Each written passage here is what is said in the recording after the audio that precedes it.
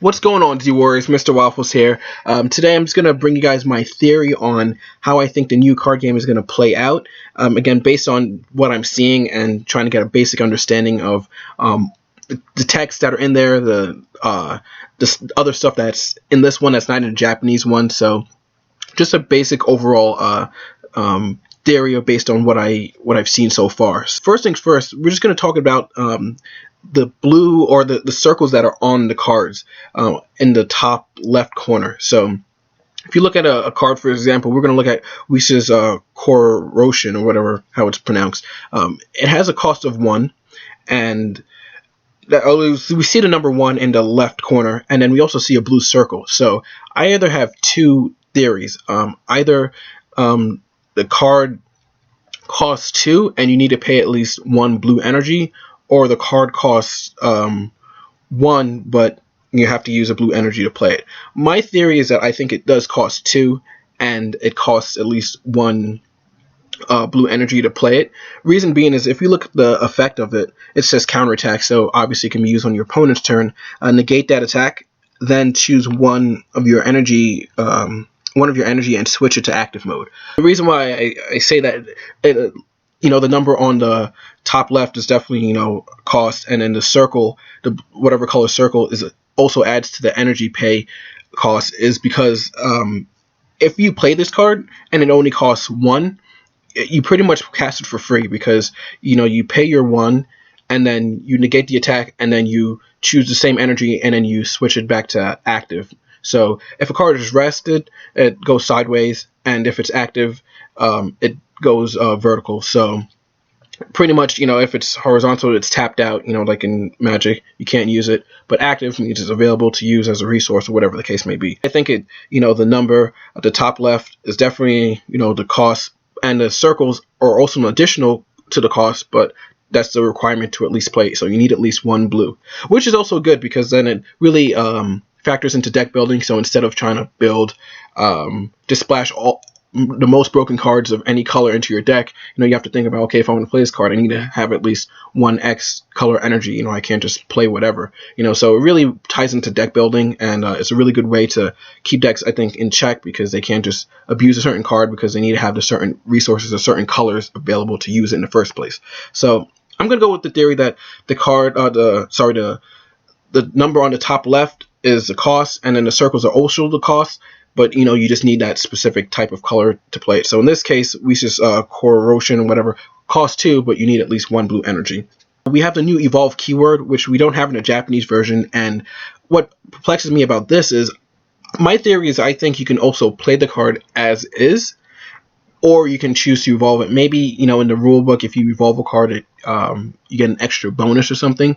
Reason being that if you have to play it on top of something, the card has to be on the field to begin with. So, you take a longer time to maybe get like a certain effect or a certain ability by evolving, because you have to also make sure that your creature or your battle card doesn't die. So if I want to evolve my Goku into like Super Saiyan 3 Goku by placing it over, I have to remember that, well, I have to keep this Goku safe, whatever the case may be. So it seems like, that's what I'm trying to go off of. It's probably not true at all. Who knows? But the reason why I'm saying this is because if we look at Sun Goku maximum energy, Super Saiyan 3 Sun Goku maximum energy. I know, long names, right? It's Japanese. If we look at it, we see again the number at the top left corner is number 5, and then we have the 2 blue circles. So I'm thinking that it costs 7 to play, but you need to make sure that you tap at least 2 blue energy. But if we look at the evolve, right, we see that it has 2 blue circles and then a circle with the number 2, but it's not blue. So I'm thinking that, you can either play the card itself for 7, or you can evolve the card for 4 energy, but 2 of them have to be blue. That's what I'm thinking.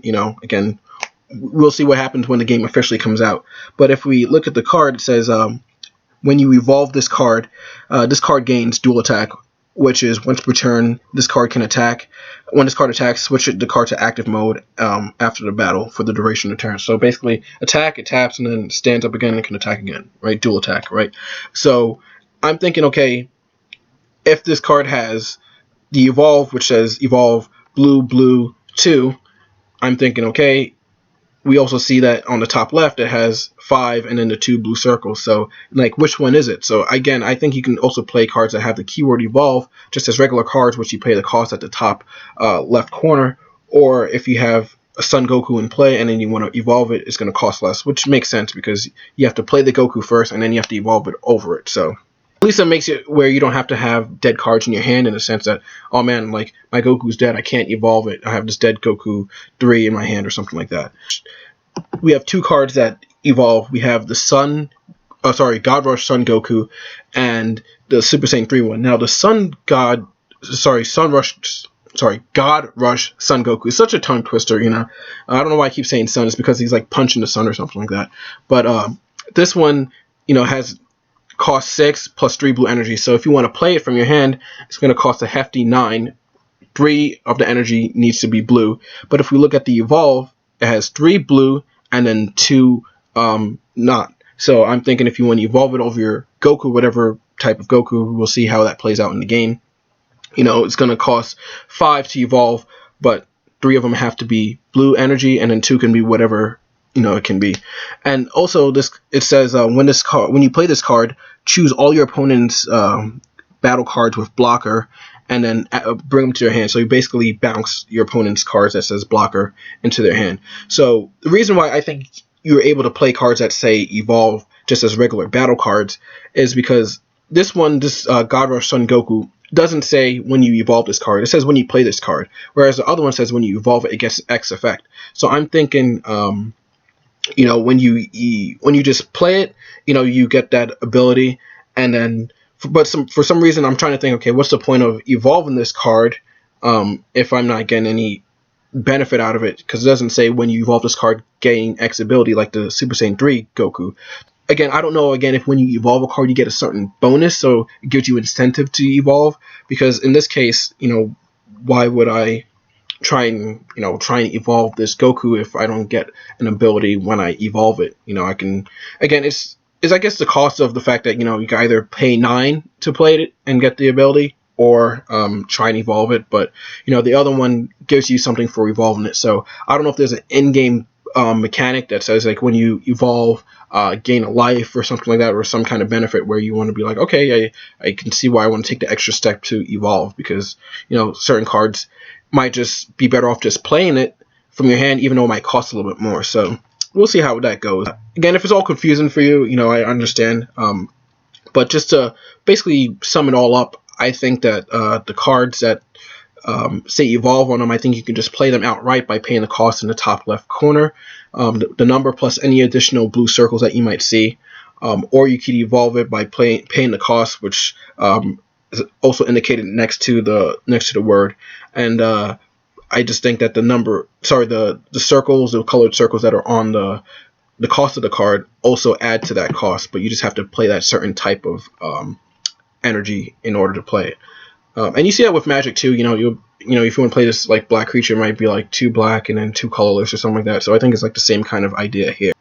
The leader cards don't have strike or basically damage number onto them. So if you look at the battle cards like this Super Saiyan 3 Son Goku Maximum Energy, or the God Rush Son Goku, we see the number 1 plus 1,000. So I'm thinking that when you tap the card, the crit, or I wouldn't say the crit, sorry, I'm thinking Vanguard, my bad, but the number circle, like number 1 plus 1,000, I'm thinking that it deals 1 damage, and then plus 1,000 if you decide to boost.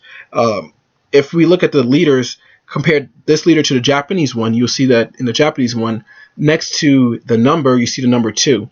And in the Japanese version, that was the damage called strike, and that's how much damage it would deal to your opponent. So, and if you look at the Japanese one, it has number 2, and then that would deal 2 damage. But if we look at the leader in the English version, we don't see a number there. So I'm thinking that, which also means that the games will be a lot longer, because now you can't just always like attack with your leader and just deal damage. You know, you probably need to boost with some of your battle cards or something like that, and probably gain the damage from there. So I'm thinking the way the damage is dealt is through your battle cards, and they probably can give X effect to the leader or something. So, but don't quote me on it. Again, we'll see what happens when the game comes out. Again, this is just a theory. So let me know what you guys think. I'm probably going to show some other cards as well just to get some discussion, because I also saw a difference between the Beerus that's in the Japanese one and this one, and I'll talk about that in the next video. So let me know what you guys think. Again, it's my theory.